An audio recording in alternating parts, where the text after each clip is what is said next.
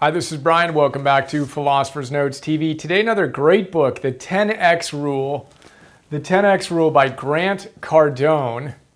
Subtitle, The Only Difference Between Success and Failure. Grant Cardone is fantastically intense, and this book is all about 10Xing your vision of what's possible in your life, and very importantly, 10Xing the actions you're going to take in order to bring that vision to life. The 10X Rule. It's fantastic. Philosopher's Note, bunch of my favorite big ideas. Let's look at a handful of my favorite now. Start with the first one, action. The 4 degrees of action. Grant tells us there are 4 ways we can approach life. We can do nothing, basically just kind of hang out.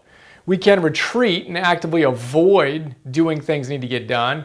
We can take normal levels of action, which is what most people do, just enough to live a reasonably comfortable life, right? Or the 4th degree of action, you can take massive action.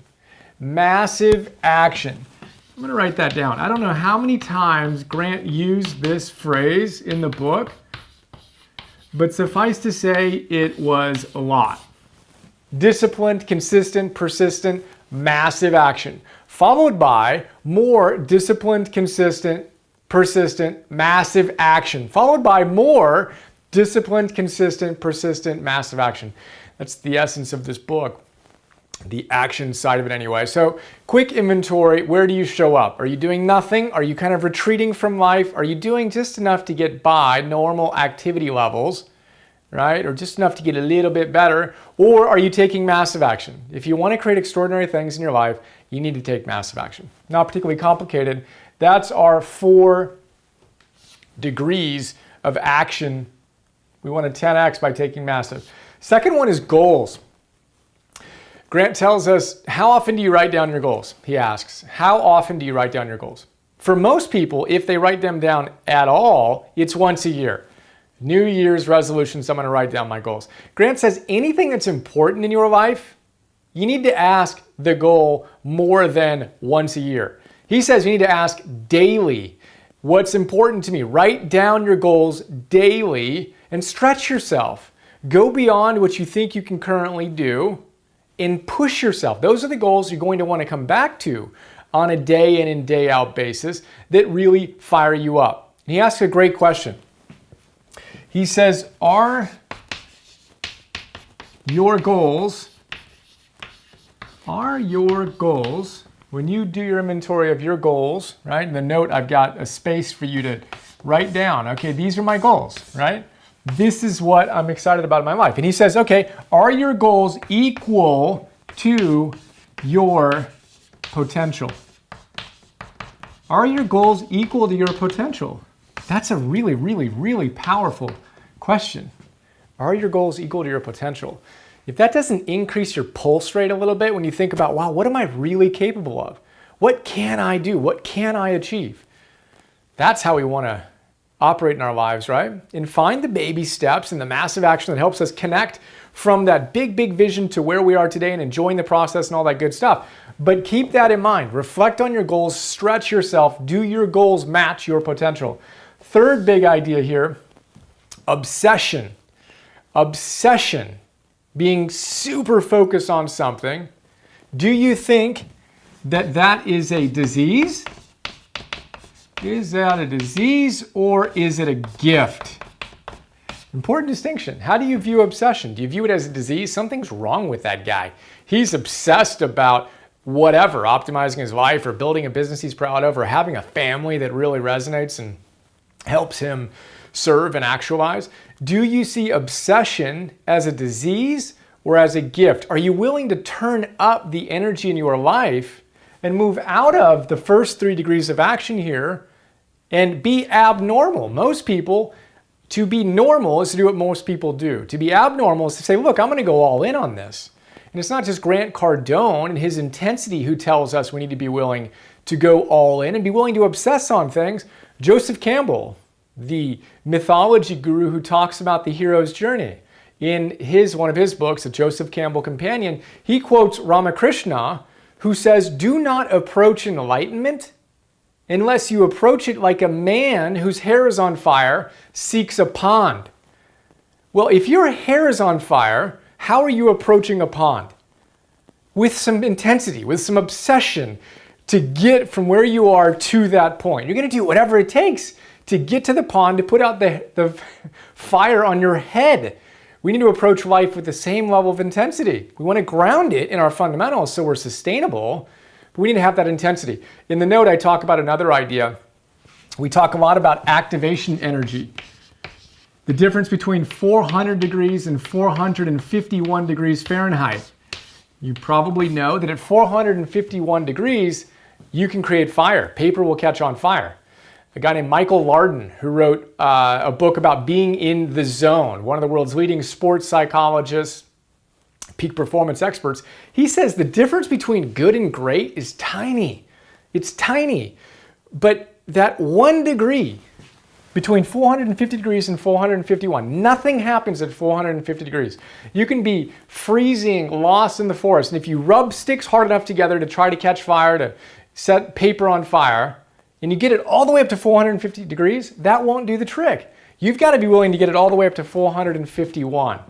And that requires a focus, one could say an obsession on the results that you're passionate about. Obsession, is it disease or is it a gift? 10Xers see this as a gift. Cardone makes the great point too. The only people who criticize him for how hard he works are people who haven't achieved his level of success. They criticize him because they're operating from one of these lower degrees. People who have achieved more success than him never criticize the amount of effort he puts in because they know what it takes. It's a very powerful distinction. Fourth big idea, this is another good one. It's packed with big ideas, this book is, Yoda speak, starve fear. You need to starve fear. Guess what fear's favorite food is? Fear's favorite food, what is it? Grant tells us it's time. If you have something that you need to do, you need to make a phone call to someone. And just the thought of making the phone call creates a level of anxiety within you, apprehension. And then rather than pick up the phone and dial the numbers and call them, you go get a cup of coffee and you think about it and you're like, okay, let me prepare. Let me see what I need to do here to make sure that call goes well. But you're really just imagining all the things that can go wrong and avoiding what needs to get done. And in the process, you're feeding your fear. You're making it bigger and bigger and bigger. Grant tells us we need to starve fear. Cut the time out of the equation. You're just avoiding doing what needs to get done. What if you could reverse that whole process and rather than go out and distract yourself and waste a ton of time and create anxiety in your life unnecessarily, you just did it. You just took the action. And he says anytime we find ourselves wanting to run away from something and feeling fear, condition ourselves to go right at it. It's what the tools guys talk about that I talk about all the time. You need to reverse your desire. We have this relationship to fear where we say, I want to go away from it.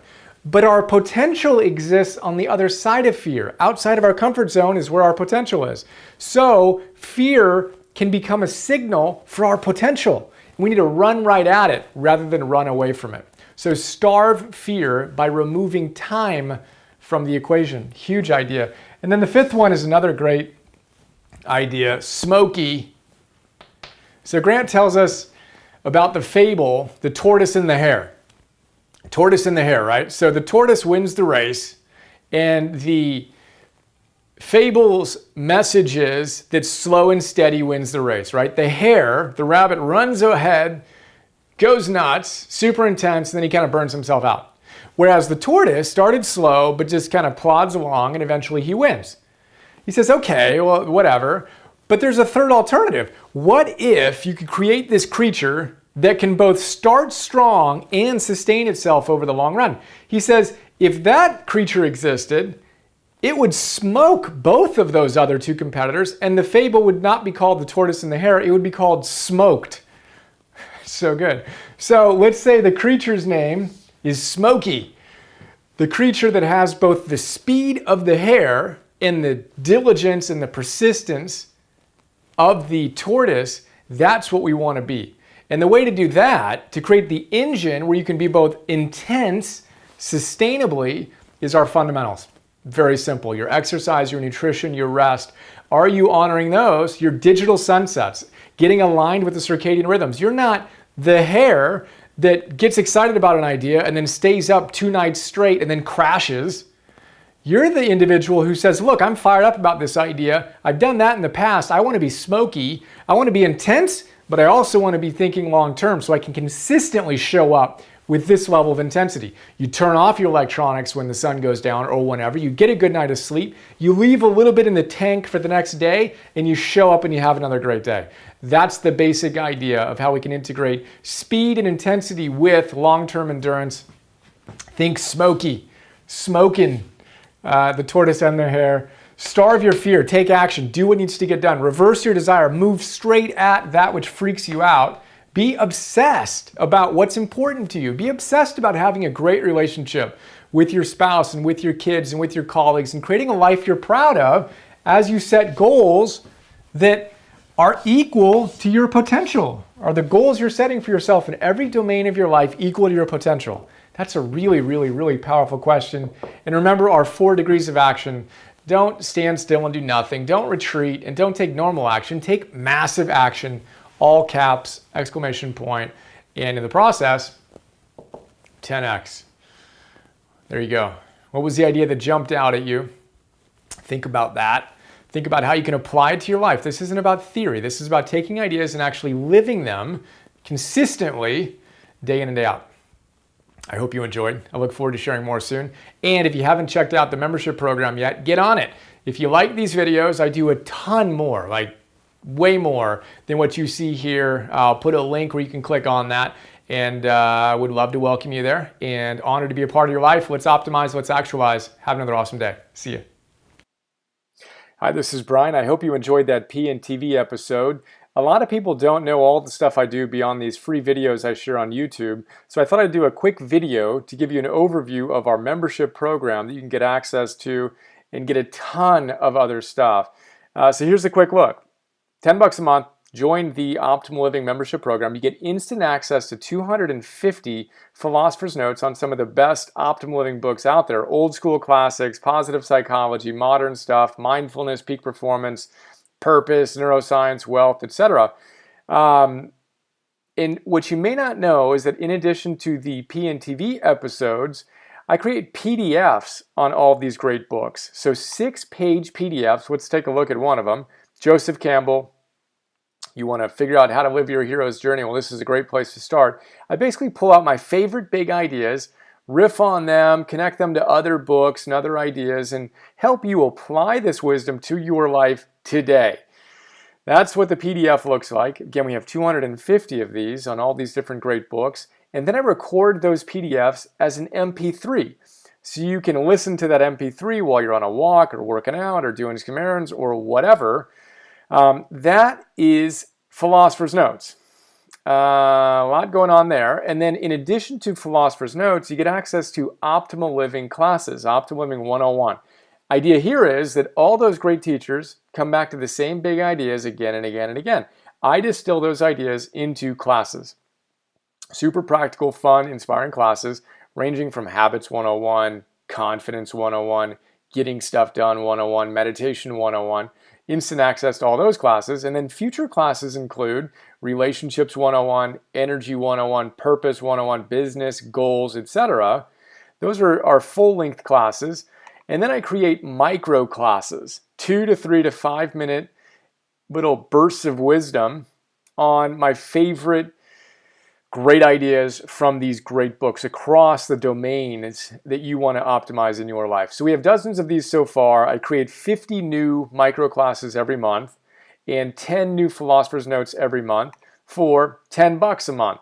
So we're blessed to have thousands of members who are enjoying the program and sharing some incredibly kind words with us. And super simple, $10 a month, cancel anytime. Would be honored to be a bigger part of your life, and I appreciate your support. And here's to optimizing and actualizing.